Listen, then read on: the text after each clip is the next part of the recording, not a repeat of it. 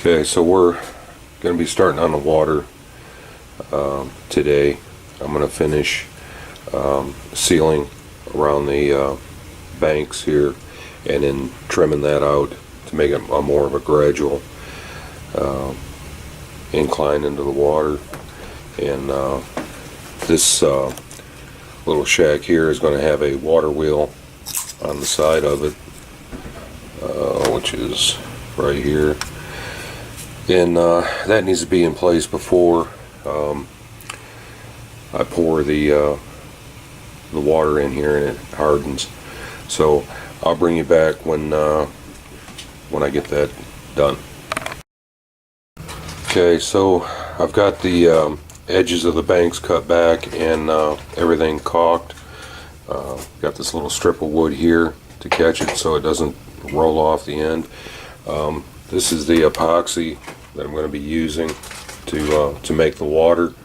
If you guys saw Ryan's video, this is the same stuff he used on that base to get the clear coat on that. This is aquarium gravel. This is what I'm going to be using on the bank here, plus some sand and stuff I found in the backyard and whatnot.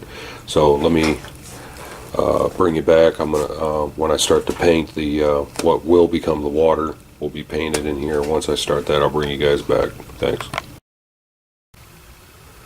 Okay, so what I've got here is some acrylic paint, yellow, black, and some greens.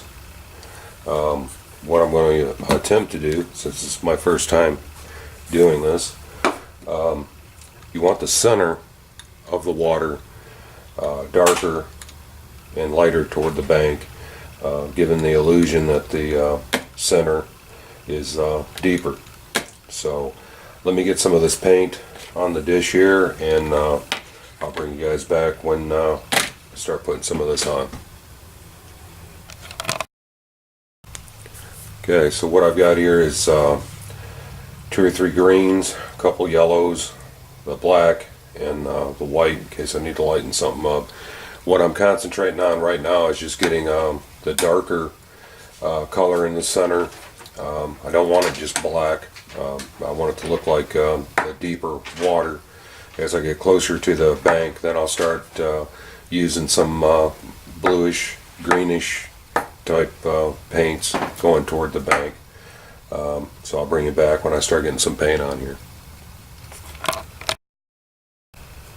Okay, so basically all I'm doing is just mixing up a darker color, a lot of dark greens, a little bit of black, but trying to keep it more green than anything, and just get it in there for the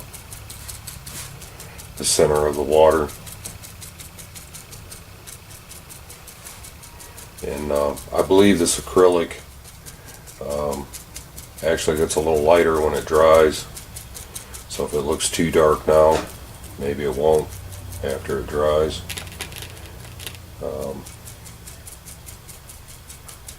Got Sandy's over on the other side of the layout there working on the diesel shop. I'll get some video of her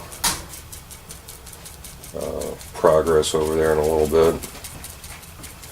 So really kind of neat. The both of us have always been into modeling, even before we met, and after we met found out that we were both really into modeling. I did a lot of model cars, motorcycles, stuff like that. She did well, she did the cars and stuff too, but she did a I'll try to see if I can find a picture of it and put it on here. She did a model ship.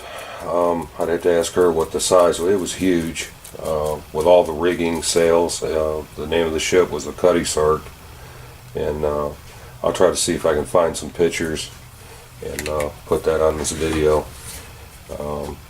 I couldn't even imagine the amount of time and patience you'd have to do a ship like that. It was phenomenal. 20 some years of marriage and 3 kids. It didn't it didn't withstand the test of time. Between the kids and the dogs and cats and so forth, it got destroyed over the years. But that's what pictures are for, right? As I get farther down where the bridge and that will be, I'll try to make this darker color a little whiter as I come back. And this is probably pretty boring here, so I'll turn this camera off and bring you guys back when I've got a little more than just this accomplished. Thanks. Okay, hopefully you can see the contrast here. The lighter on the outside and then the darker. And then the idea is once you pour the epoxy over this, it'll look like water.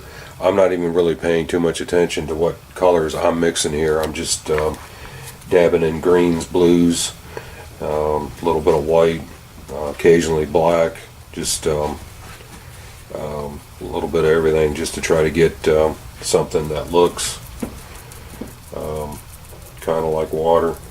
And then if it looks like it needs a little more blue or something, just throwing the blue in there on top of it. And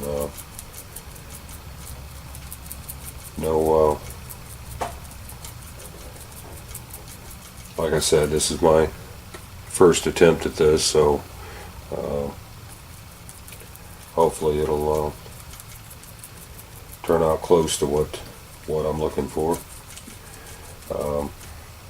I'll turn this off and bring it back when once I've got the rest of this painted in, and start gluing some of the rocks and sand and stuff on the banks here. I'll see you in a minute.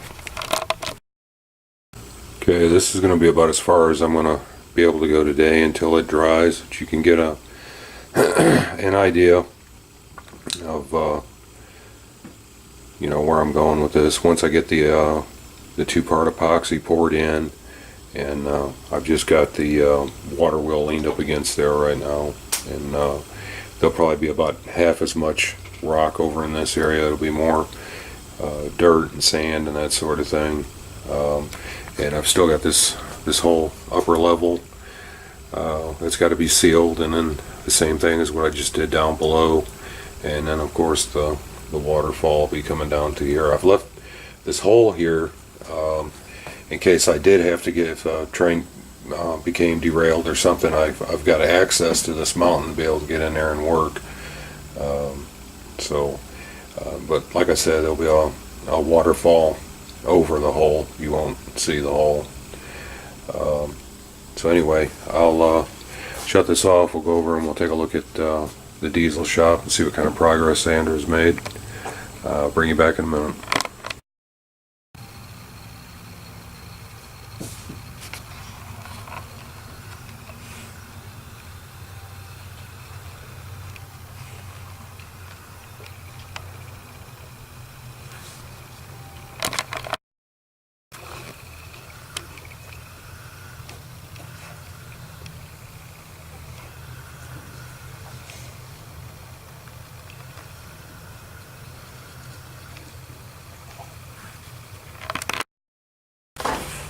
Okay, so looks like she's got the walls up and taped and clothes hangered together till it dries here.